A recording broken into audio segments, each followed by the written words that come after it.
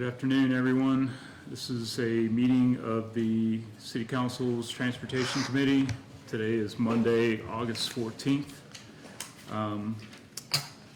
Our first item of business today is consideration of the minutes from the July 24th meeting. Move approval of the July 24th meeting minutes. Second, all in favor say aye. Aye. All right.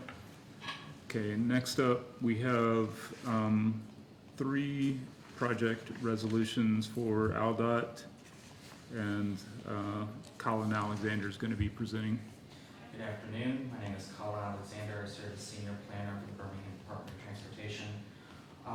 We do have three standard project resolutions from AlDOT for you guys to review today.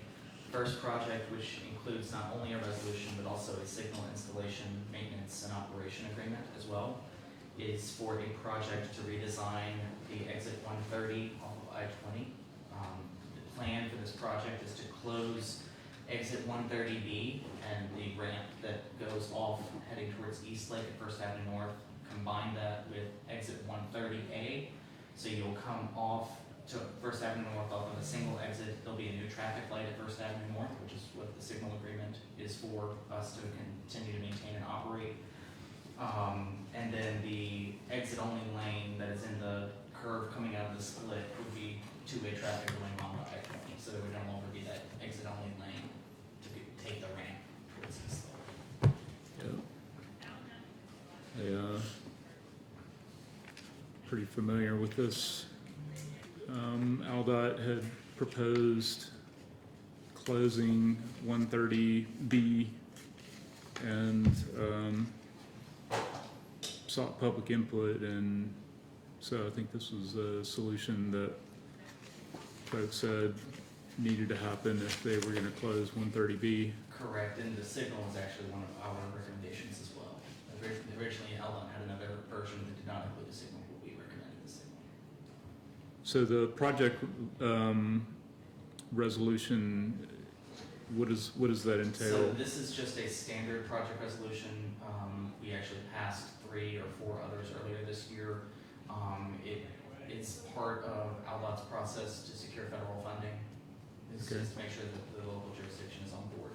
Gotcha. So that's what the resolution is for all 3 of these projects. And then the agreement, the signal agreement in particular, which needs to be voted on separately, it basically says that once AlDOT puts in the signal, we take over management of it. Okay. Why don't you go through the others and we'll Sure. come back. Absolutely. The second project on your list is an AlDOT project to replace non-ADA compliant curb ramps on state routes in Jefferson and Shelby County. So because a lot of those routes cross through the city of Birmingham, they're asking us for a project resolution on that as well. Part of your packet includes a breakdown of these locations within the city of Birmingham that will receive ADA compliant ramps. So that's the second project. The third project is a interstate resurfacing project on I-59 between Aviation and 4th Avenue. They're going to be using a OGSC layer. This is similar to what they paved on 459, which was another project resolution we passed earlier this year.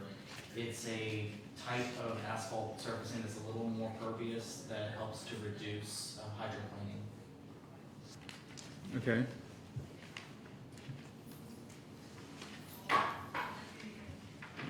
Aviation Avenue to 4th Avenue South. So, Right there, back through East Lake, right after the split of 2059.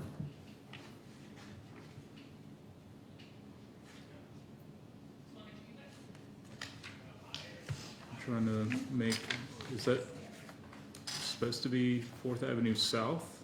It is 4th Avenue south at that point without the interstate. I believe that's correct.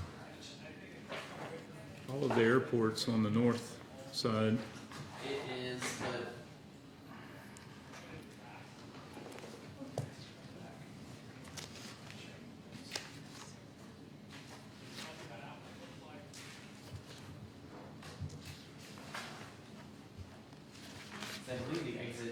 is for Fourth Avenue South, because there is a curve in the interstate.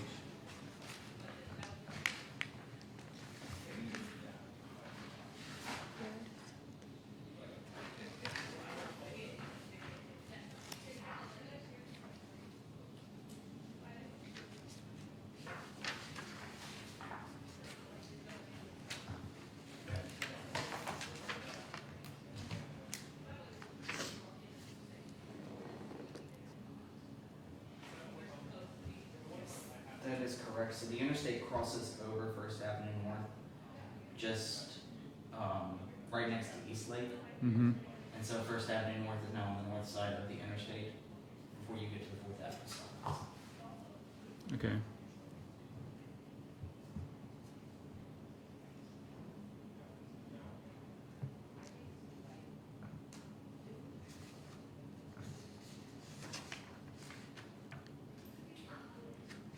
I think it's north.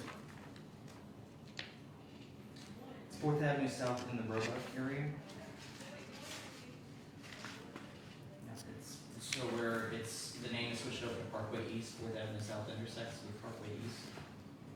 But aviation, Aviation is north, but if you look at the, so starting at Aviation, it's on the north side of First Avenue North. And if you follow the interstate, it Okay. crosses over First Avenue North. And so now it's Fourth Avenue South back towards past Roebuck Golf Course. wow, so that's actually a really significant stretch Yes. of 59.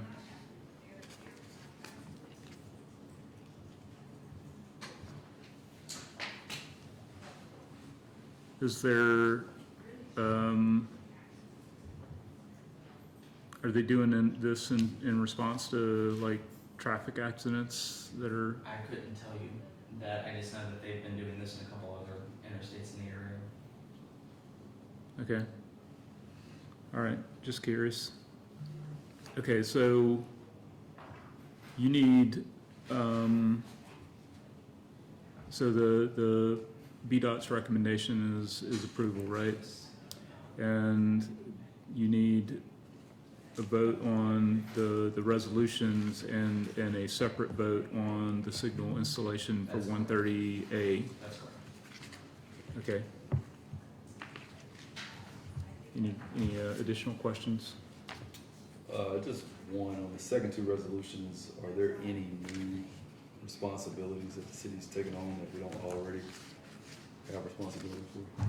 No, on these resolutions, there's nothing new that we're taking responsibility for. It's reaffirming that we will maintain any access points onto federal highways or interstates in accordance with FHWA standards.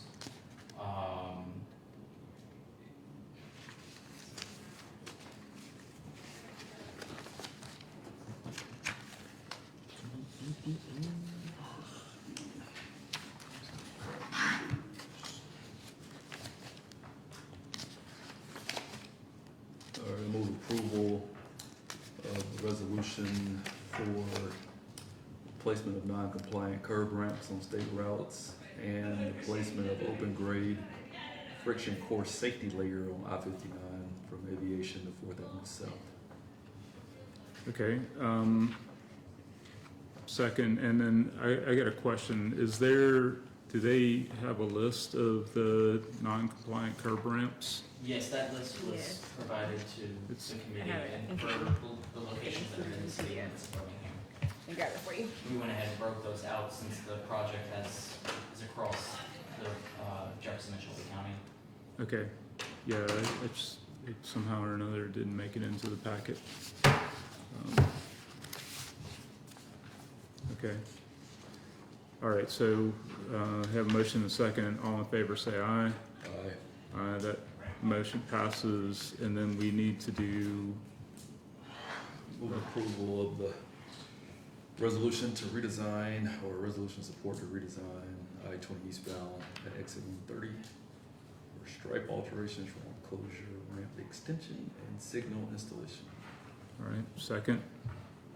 Any additional discussion of that? No. All in favor, say aye. Aye. Aye. That motion passes. Thank you. Okay. All right.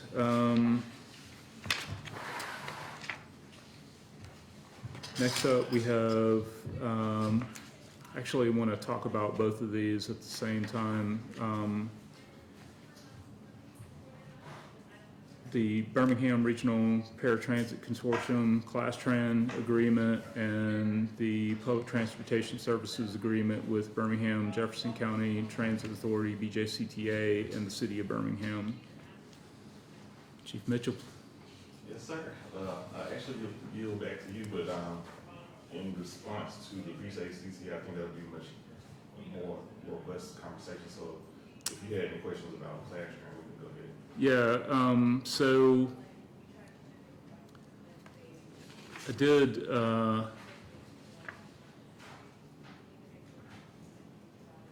have some issues that, so basically the reason why I wanted to talk about both of them kind of together is I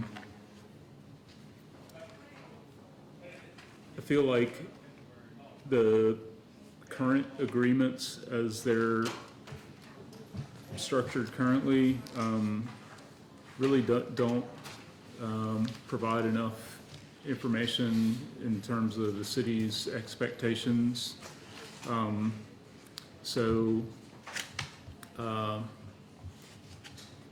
You know, the contracts are basically saying, we want public transportation and here's what we'll pay for it. And there's, outside of the reporting requirements, which is a section that we added, I think in 2 years ago. 2018. Okay. Uh, That, Yeah, but in any case, it may have been before then. I think maybe we tweaked it again in 2018. But in any case, I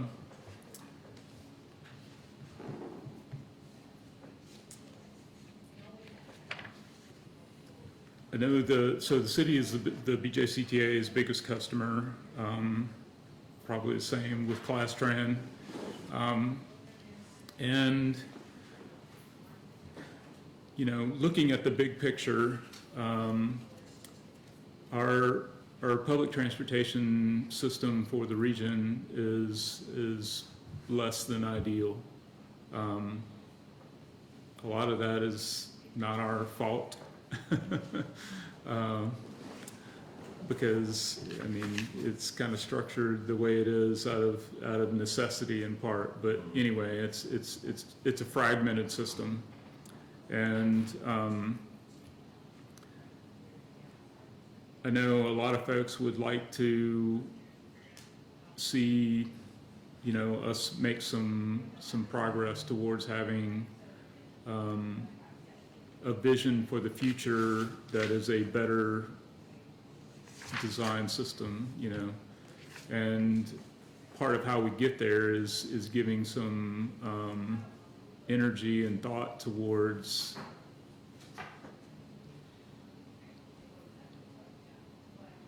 a strategic plan for the future. You know, if we want something better, then how do we, you know, what is that something better and how do we get there? okay. And so I think we need to articulate that desire in Contractual form. in the contract, and you know, I don't think we can make it a requirement, you know, but So that's, I guess that's the perfect segue. So Colin, in conversation we had with Director Fowler, developed some language that we could potentially put into probably both agreements actually. And I lean on this Attorney Stanley to make sure that those are legal requirements and legal needs that we can put into the agreement. I think we have had that conversation with you, and some council members have noted that, you know, we just don't want to be a blank check to the system. but we wanna have a more viable system with more metrics and more accountability when it comes to Right. the level of service that we're paying for as a customer. Yeah. So that's sort of, you know, the one piece outside of the reporting requirements that I'm hoping we can incorporate is, I know we have folks here in City Hall that think a lot about public transportation and want to make our city a more multimodal city and, you know, aspire for public transportation to work better in the city of Birmingham. So, you know, if that's really what we want, then I think we need to articulate those desires in the agreement. And I think it applies both to Class-Tran and to BJCTA. You know, I consider them both, you know, one's a lot bigger than the other, but they're essentially doing the same thing. So that's one piece. The other thing that I think also needs to be amended in the agreements, you know, and for Class-Tran, I don't know that we have a reporting requirement in their agreement. I think monthly reporting. Right. It's got a monthly reporting. I don't know what's included in the report, but.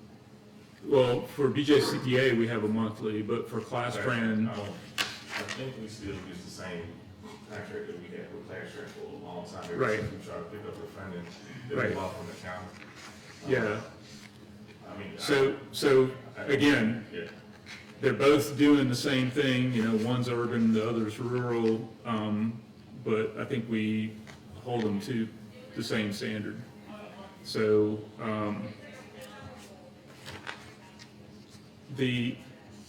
so that needs to be added to I feel that it would be beneficial for us to add some reporting requirements to the Class-Tran agreement.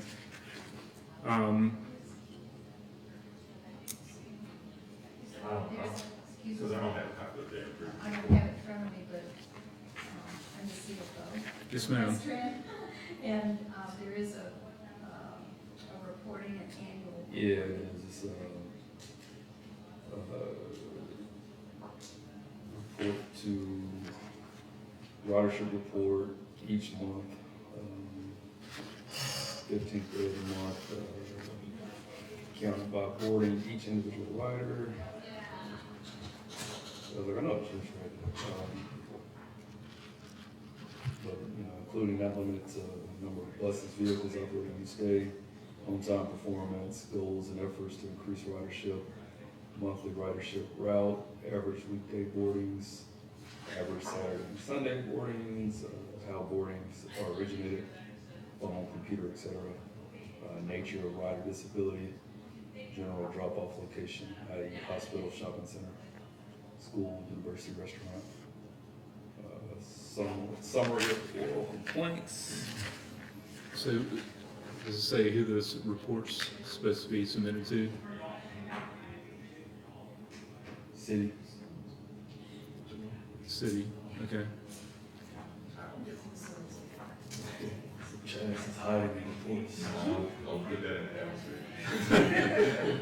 So again, you know, But even for you, as chair, and I think you started doing this more often, that not just the administration gets the reports, but just the chair. right, So I always get the same reports for everybody.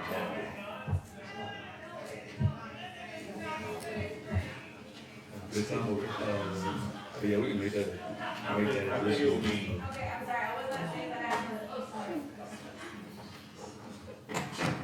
I think it would be wise to at least have both the administration and the transportation chairman or chairwoman, whoever, Right. in the seat, get the same, you know, authority that we have when we get reported. I yeah, don't want to be siloed with just the mayor's office when it comes to stuff like Right. that, because you have to approve the funding, we just sit here and try to administer it, so. right, I'm in total agreement that some type of language like that needs to be in the agreement. yeah, and, you know, Because you get the call, just as much as we get the call. right. So, yeah, I think that's good.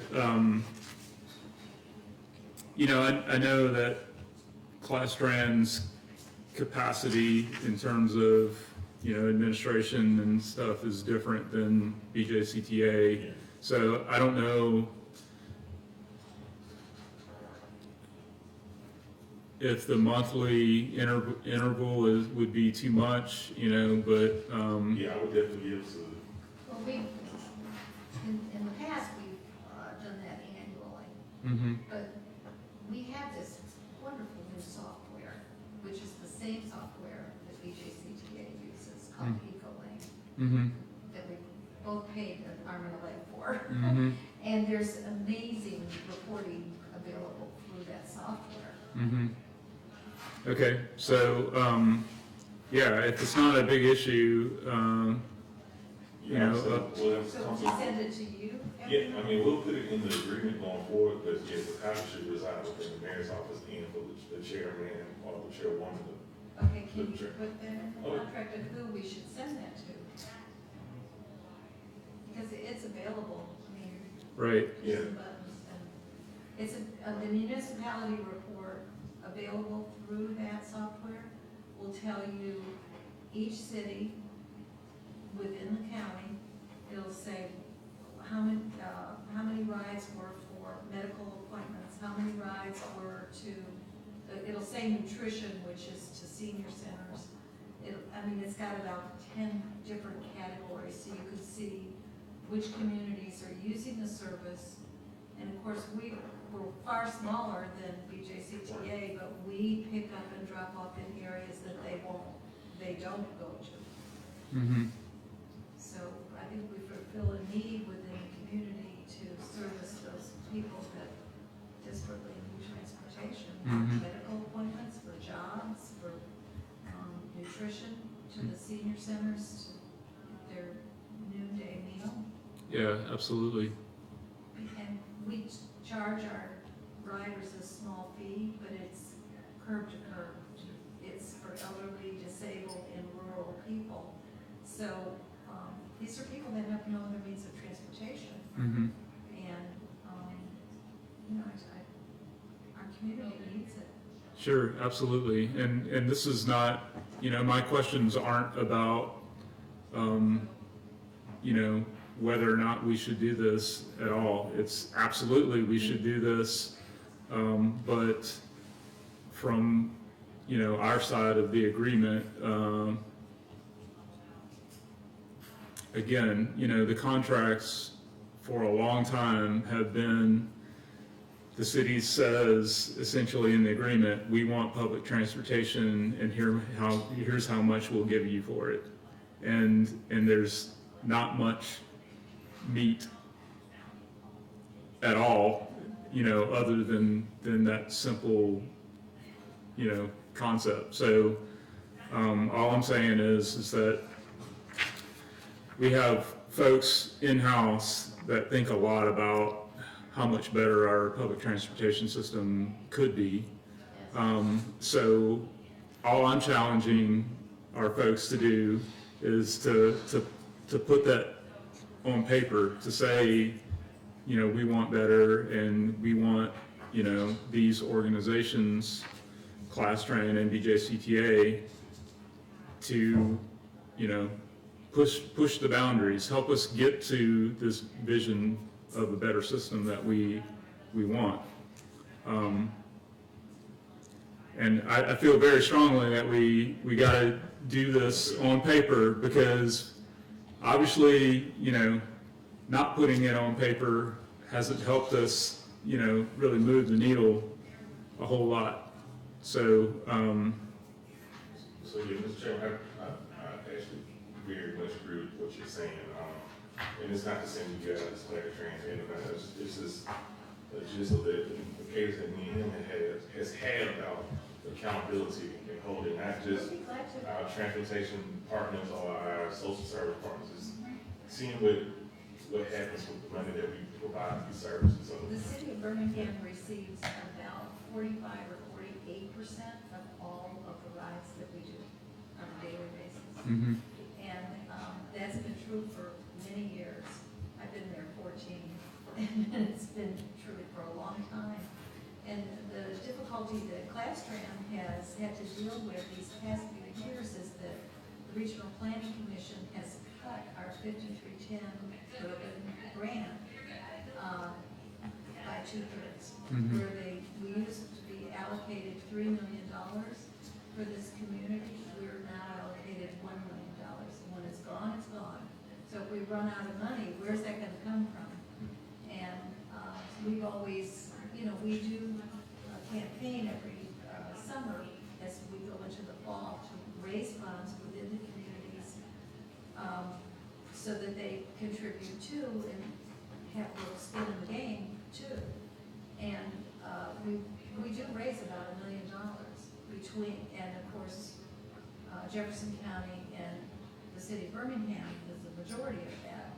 The city of Birmingham contributes about 25% of what we raise, but they get 45% of the service.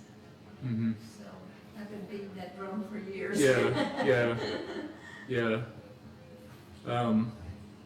Okay, And it's even more vital now because our federal funding has been cut so drastically.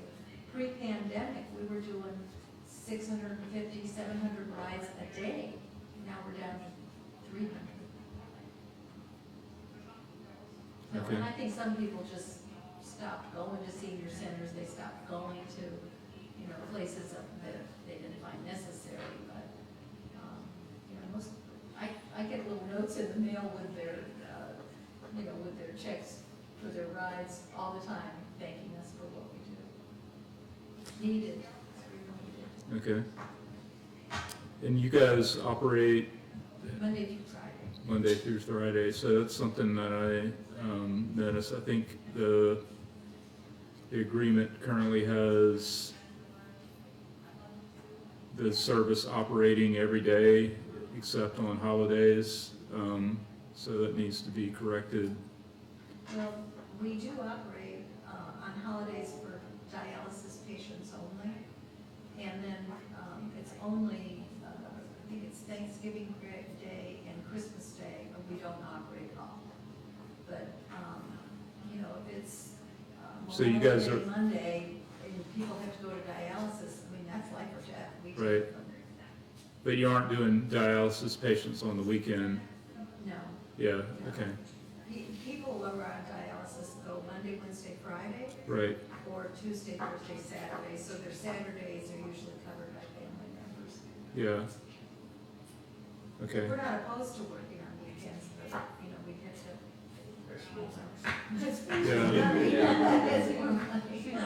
We can get that corrected, Mr. Chair. yeah, also, it was brought to my attention that Shelby County, has a little different kind of agreement with Class-Tran that's actually based off the number of trips. So I think, maybe we should give that a look. We can provide that historical information as well. Okay, Will that change the pricing structure?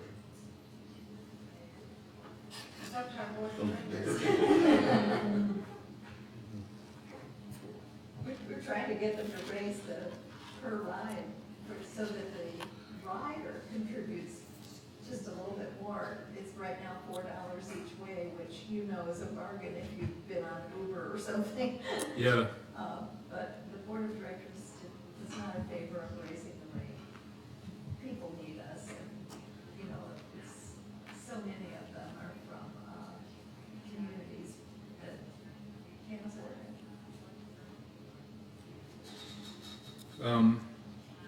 I got a couple more comments, but Clinton, you have anything? No, just to your point, I think you were just talking about working together to push a forward-facing vision. But I guess it's how you accomplish that, and so putting it in an agreement, you put that in as, in the context of participating in a yearly transportation lock-in, or just whatever, coming in and sit down and basically discuss these issues and how each group can Yeah, move that forward. I guess to put a little bit of an action item to it, so to speak. yeah, so let me give you an example. when I first got to City Hall, I sent over a request to BJCTA. This was 2 directors previous to the one we have now. And I asked for first I asked, do you guys have a strategic plan? And then, the next question is, okay, can I see it? And what I received was a 8-page glossy brochure for the BRT. That is not a strategic plan. A strategic plan, tells everybody what's your vision for 5, 10, 15, 20 years and how you're going to get there. And it's not a trivial investment, it's a significant project to do those. But again, I think it's something that, needs to happen. So To your point about, were you finished with the strategic plan part? Because I was gonna draft like overlay with number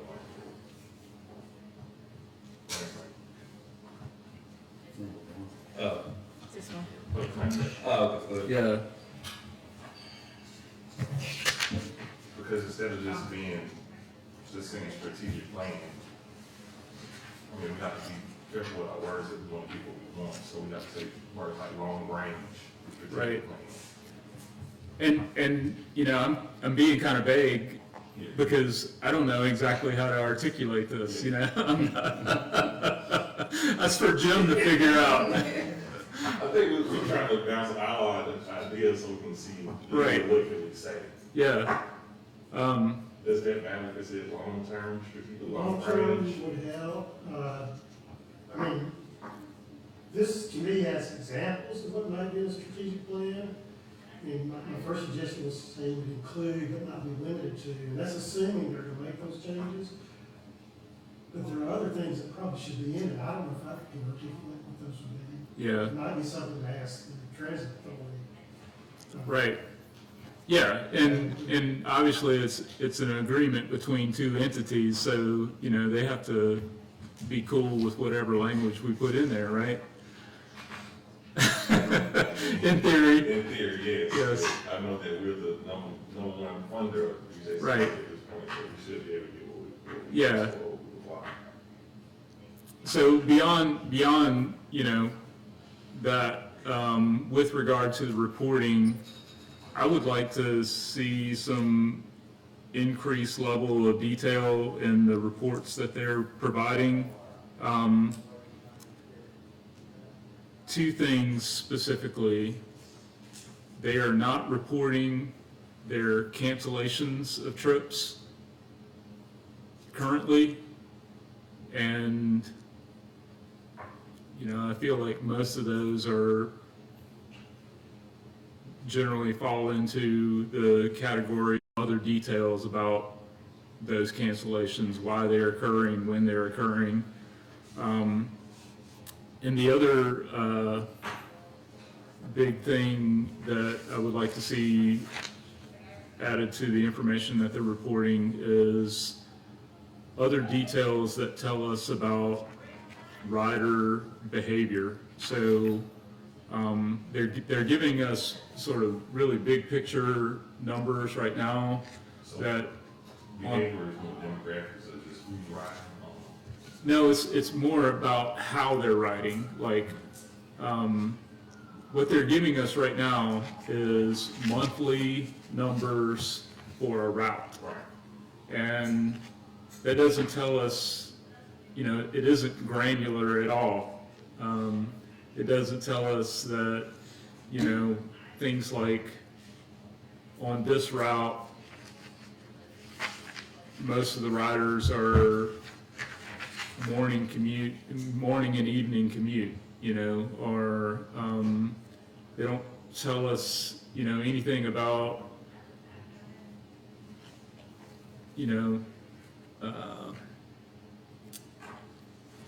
where, the highest density of riders are and those sorts of things. So,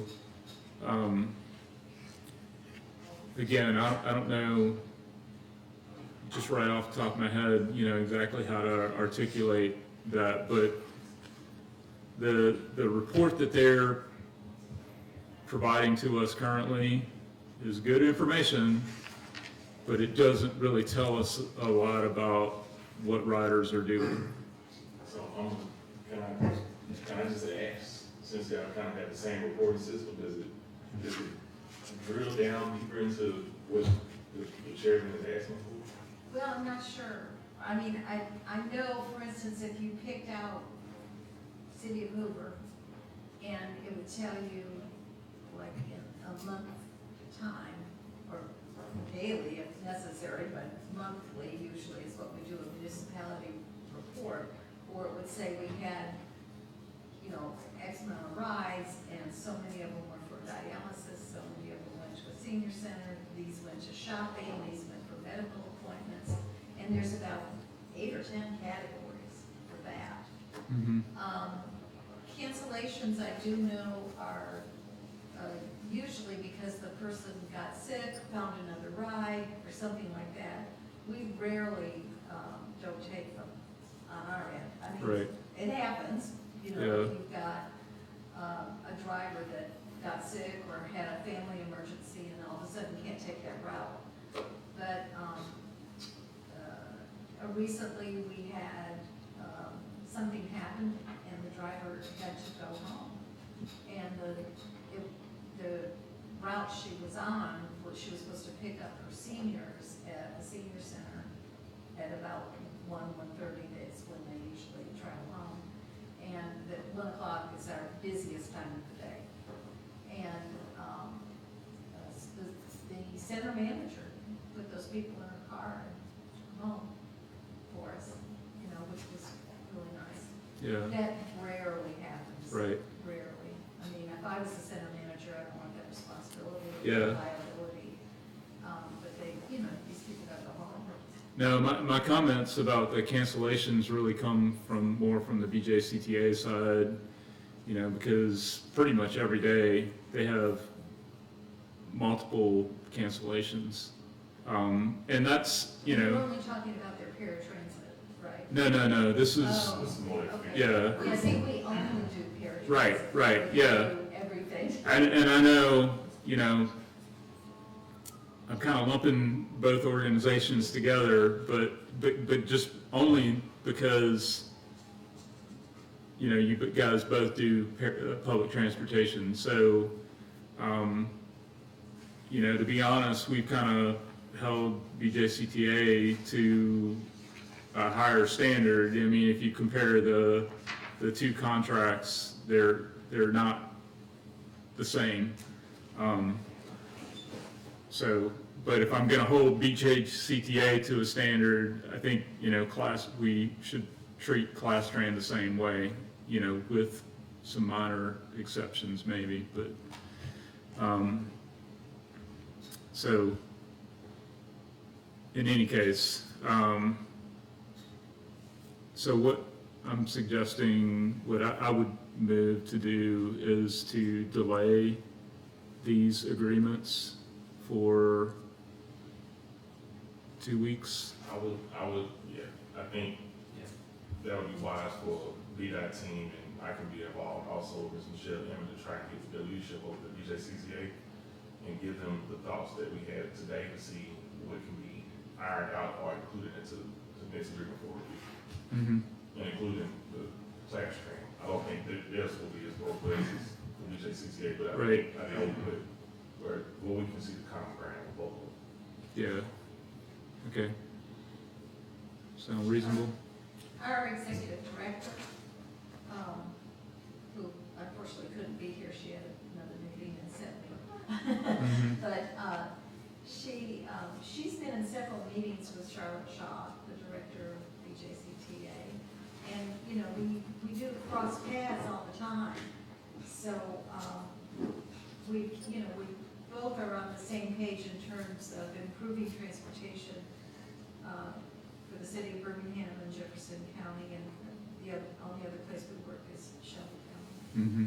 So we do a lot of things that help people in the community, like if because even ALDOT recognizes that Jefferson and Shelby are kind of joined communities, they allow us to take people from Shelby County and bring them up here to the medical center, Mm-hmm. or things like, necessary trips like that. And we don't have to, that's okay. Other transit companies in outlying counties just do their county, and you're confined to that county. So we're fortunate that we are recognized, that we have the two communities recognized as their joy. But we have worked with the JCTA in the past, and, continuing to meet with them. Our executive director has met with them numerous times already. Yeah. So, So maybe in a discussion, we could include you or someone from the but, city and have kind of a roundtable with everybody that's concerned about transportation and all get on the same page and see how Sure. we can improve it for our community. yeah, and, no offense intended, but the only reason that Class Tran exists is because way back when BJCTA said, we're not going to do rural transportation. So we ended up with two organizations that do, essentially the same thing. But because the federal funds don't cover administration on the rural side, BJCTA a long time ago said, we're not going to do that. So Class Tran had to be invented.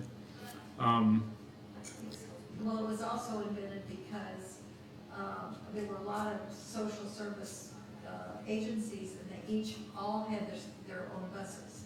So you had, it used to be called UCP, it's now United Ability, and Park, and a number of, even senior centers had their own buses.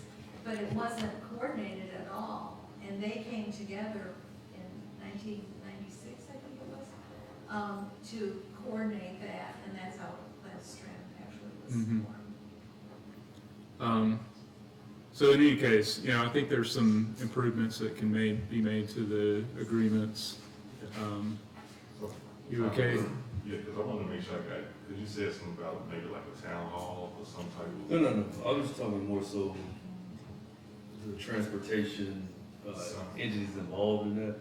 Like we're talking about how we're going to actually move it forward, tied into an actual action item. So whether that's reviewing the strategic plan, whether that's kind of having some input in the strategic plan, but if all those entities kind of intentionally come together, whether that's once a year, whatever, to discuss where we want to go in the future and how we can get there. I think that's reasonable. I mean, we could, I think BJCTA specifically, I know that they're doing those types of annual in-person interaction. So I don't think that's, Yeah, I know like Dade County, I went down there and they had a pretty robust 10-year plan that had all their modes of transportation. You said they. yeah. But yeah, I mean they have pretty much 10 years mapped out. Right. Very, very low level. They probably got dedicated state planning. That's right. Yeah, but I mean they have trains and people movers and a lot of other stuff. Yeah. Beyond just buses. I got you.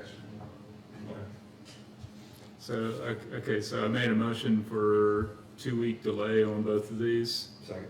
I mean, yeah, second. All right. All in favor, say aye. Aye. Aye. All right, so 2-week delay. All right, and then for old business, Julie Bernard's here. We have a couple of ordinances that are scheduled for a public hearing on the 29th. And Julie's been working on that, and she has a couple of updates for us. Good afternoon. Yeah, I had just offered to come and give an update. As I haven't checked the website, but OPI has the ordinances ready to post. We may, update and do a corrected version. I just discovered that in editing out some of the footer that, more than half the page numbers in the towing ordinance has disappeared. So I will get that fixed. I just thought I'd offer if there was any update. We've made a few adjustments. We've had some contact from some people in the industry, parking lot owners and such, and, who've expressed great concern about some of the things that are in the ordinance or requested clarification. We've made a few adjustments to try to help with some of that. Just still, looking to know comments on what comes about. The council has it in their hands. And it's been advertised at this point? I will check. That was in the, it should have been. It was in the, Once the council voted on it, I think it was last Yeah. month, it automatically, they started noticing and advertising process for all public hearings. Okay, So it probably was in the paper Friday, maybe. Is it It would either be in the Times of Alabama Messenger, which would be either Alabama Messenger be Wednesday and Saturday, and Times would be Thursday. So I checked the clerk's office and see. I will, try to address Councilor Wood's concern about the reports, to the council and getting some information. I talked with Mr. McDaniels and put in that it would go to, those reports would go to council administrator, so then they can distribute those.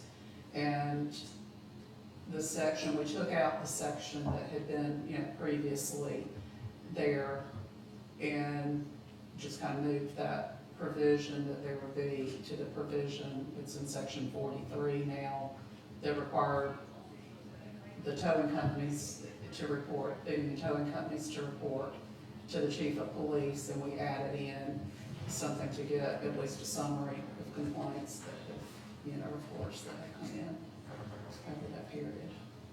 So I wanted to point that out specifically, so look at it and see if we, so. okay. Okay, so anything?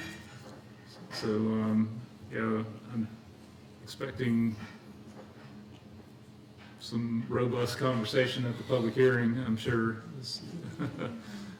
people have been asking for this for a long time, so. And I think we put the parking lot folks on notice, so. They have, as I said, I have gotten emails from a few people, and I was gonna forward those to the council, but what I suggested, those people who have contacted us directly, I sent out a copy of the drafts to them on Friday evening, and I suggested that, because some of their comments may change based on a few changes that have been made, so I suggested that they send those comments back to me and to Ms. Largo and Attorney Rutledge in our office, because we've all been working on it, so we can all see what's there, but I also asked that they copy the chair, copy Councilor Quinn as the chair, and copy the council administrator and deputy administrator, so. Okay, So Sounds good. that's what we get to the council, and I will share them with the administrations. all right. Thank you. One other thing that I need to bring to you guys' attention, so we have a school traffic issue.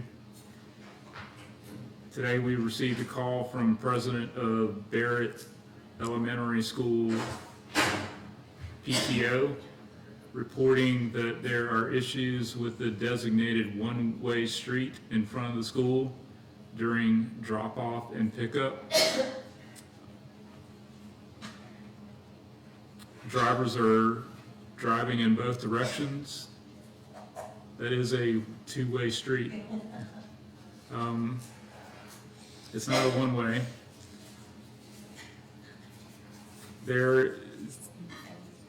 Ms. Coleman Ramesia Coleman, is the Barrett Elementary PTO president. She's requesting an evaluation of the signage. So I don't know where she got the idea that that's Second Avenue South in that block. So there are, I'll have our team follow up and figure this out. You could pass that on. There are a couple of instances, I don't think it's in every school, but there are some instances where we have temporary runways during drop off and pickup, so that may be what she's referring to. So I'll just have to get our school design team to make sure that is one of the ones we've designated that way, and if it is, we'll go back and try to get some. Okay. Sounds good. All right. That's all I got.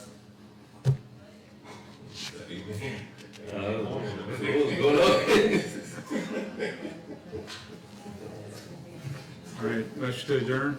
All right, Chaz is going to Montgomery to get some more transportation money. Other than that, I'll move adjournment. All right, second. All in favor, say aye. Aye. Aye. Meeting adjourned.